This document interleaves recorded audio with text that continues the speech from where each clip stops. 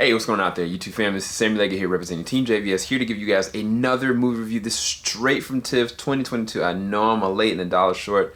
You guys have heard the buzz behind it. It's real. I'm talking about Viola Davis in The Woman King. This is directed by Gina Prince-Bythewood, co-written by Maria Bello and Dan Stevens. Of course, you have Viola Davis. You've got Thuso Mbedu. You got Lashana Lynch, you got Shalea Ayam, you've got John Boyega. Heck, you've even got the Samurai Rider herself, Shia West, who also worked on, I think, as the second stunt coordinator for choreography. So the backdrop of this, just real quick synopsis, is a historic epic. It is based on all alternate history of the Kingdom of Dahomey, one of the most powerful states of Africa in the 18th and the 19th century. That's the backdrop of it. Now, Viola Davis, she spearheads as the general. She is basically the right hand to the king, and she commands these amazing Amazonian queens. That's what I'm going to call them. Because they are warriors and they do not stop. They do not quit. Like, this, I'm going to just say this.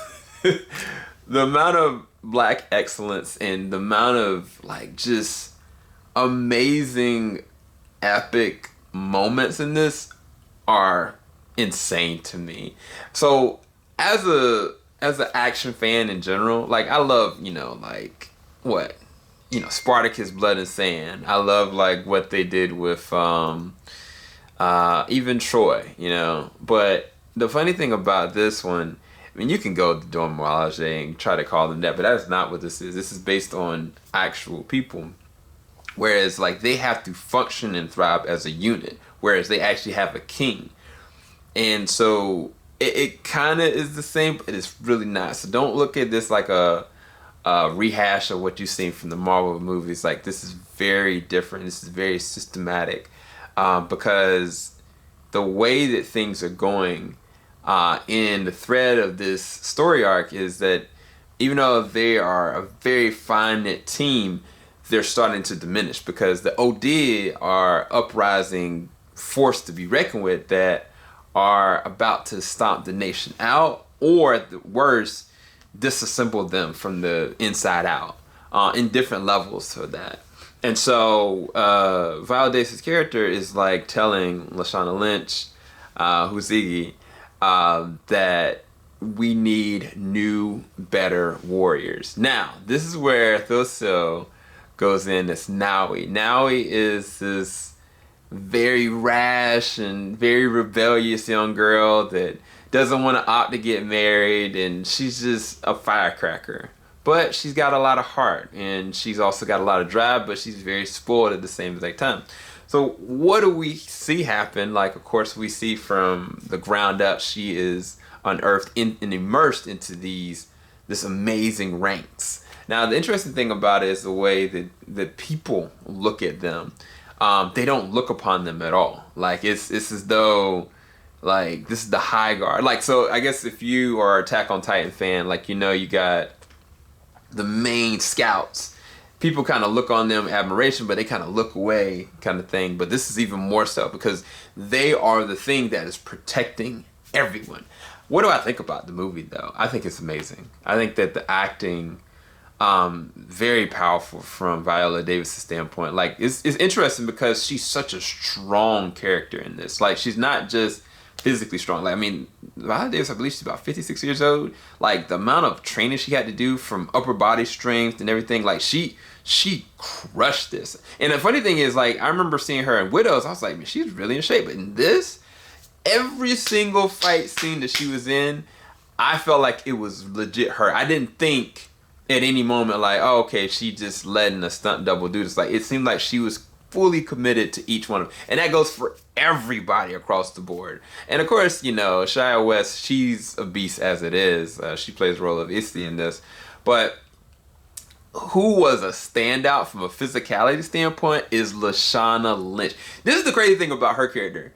her character may be one of my favorites in this movie because it's just the way she carries herself. Like I'm not. It's R.I.P. to Chadwick, but there's something about his presence, right? Like how he carries himself, how he commands scenes as the character he portrayed in T'Challa, that she gives up that same aura about her in every single scene that she is in. Like whether she is on comedic timing, whether she has got the physicality down pat, whether she's got the emotional vulnerability there, whether even the connective tissue. Like she, in so many respects, as much as Nawi is like one of the intricate characters in this, I think that her character is even more of a plot thread because it's required. Also, great chemistry between Viola Davis and Sheila Tim. Like, I think Sheila Tim does a great job in this one. I'm glad she's getting a lot of work because the funny thing is, the first time I saw her was with Halle Berry in her movie Bruised. And then, of course, we saw her in Doctor Strange Multiverse of Madness. But seeing her in this, like, she is amazing. Like, she's got this interesting calmness about her that I think that comes out very naturally, which is very fascinating.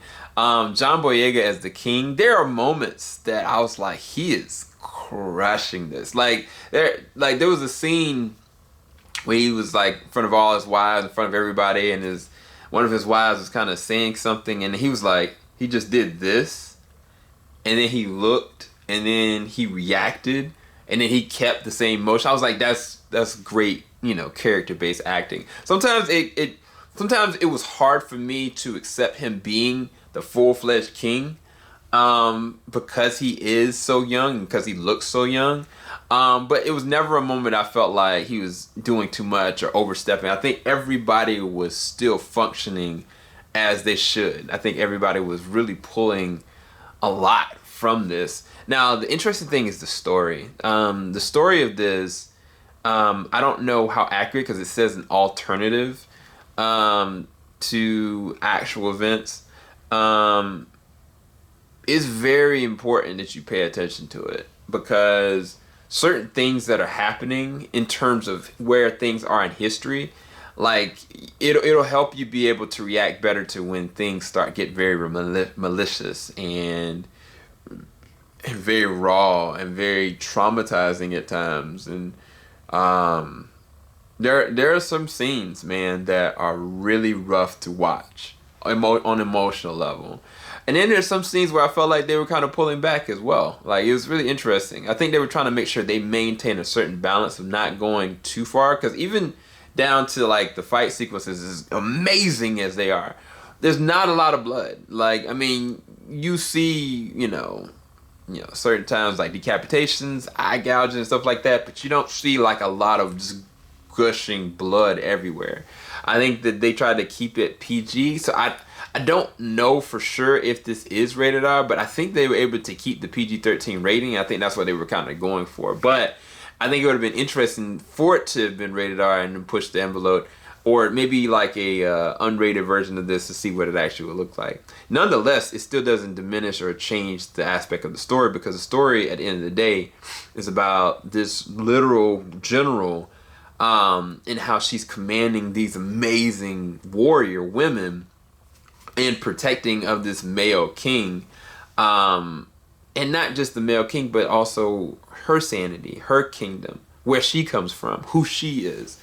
And Viola Davis, like, she nails it. I think she does an amazing job commanding every single scene that she's actually in. I just think that people are gonna be floored by what they see with this. Like, even the as great as the action scenes are and the choreography is great, some of the beautiful scenes are just panned out shots or even close-up character moments. There's a couple different character moments in the bathhouse that are very emotionally resonant. Like, it's the small quiet moments that I think hit the best. It may be that some of those quiet moments, they needed maybe more of them. And I think it will do something that I think up for Oscar contention, possibly for Best Picture for sure. I definitely think that there's some good nods that it'll probably definitely get. But I really did enjoy The Woman King. I want you guys to go and check out Jorge and Lucas's reviews for it separately. But for me, easily a 9 out of 10. Definitely would want to watch it again. Make sure you like, subscribe, hit that bell button. Thank you so much for watching. Thank you so much for checking out our TIFF coverage. Really appreciate you guys. Thank you.